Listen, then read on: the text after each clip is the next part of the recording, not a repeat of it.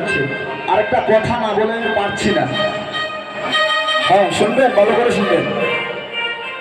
গৌরী হে গৌর আনলো মধুর নাম, যে নামেতে মত্ত হলো গিরিঘাটের গ্রাম। গৌর হে গৌর হে, আস্তে আস্তে। এখন যন্ত্র বাজবে না, আপনারা করতালি দিবেন। ঠিক আছে, দিবেন তো সবাই করতালি। দেখো কার কার তাল আছে।